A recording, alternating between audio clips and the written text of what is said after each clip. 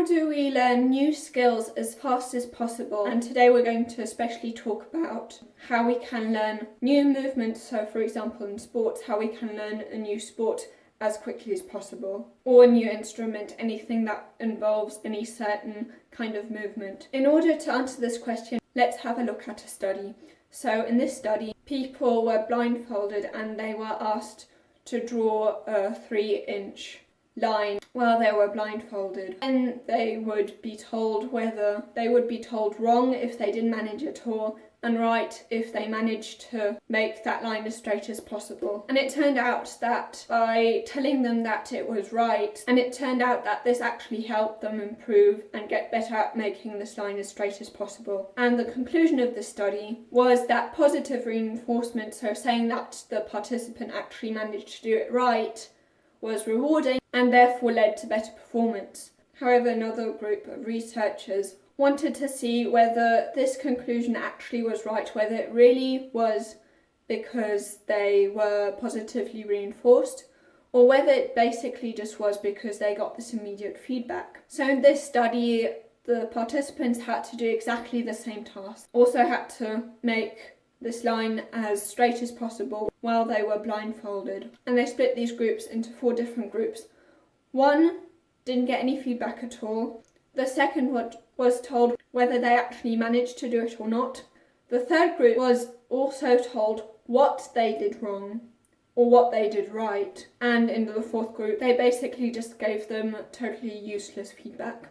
And it turned out that the third group did the best. So the group that also was told what they did wrong, and not only were told whether they did it right or wrong. And therefore we can see that it's not, as the other researchers in the study before said, that it's not the case that it's the positive reinforcement that makes them perform better, but it's more about how detailed the feedback is that they're getting. And this study also shows us what the best type of feedback actually is. And that would be telling us what we specifically did wrong and not just whether we did it right or wrong. And this is extremely important for deliberate practice. Anderson Ericsson thinks that deliberate practice is the kind of practice that actually gives you the best results, because deliberate practice is all about focusing on your weaknesses and improving on your weaknesses. Of course, if you don't know what you did wrong, then you can't work on your weaknesses as much. So now we've cleared that it's not necessarily the positive reinforcement that makes us perform better, but that it's the feedback. We've also found out what is the best type of feedback. And now the third question would be, how much feedback should we be getting? Is it the case that the more feedback we get, the better we perform, or isn't that the case and it's rather the case that we need it here and there? The people that got immediate feedback every single time, they acquired the skill much faster than the group that only was given feedback 66% of the time. However, the group where they got feedback all the time, they actually did worse in the test phase. Whereas the 66% group, they took longer to acquire the skill, but they did much better in the test phase. And that led to this hypothesis that if we get feedback 100% of the time, we become dependent on that kind of feedback. And when there's not someone there to tell us exactly how well we did or exactly what we need to do, then we do worse because we haven't got this feedback that we're dependent on.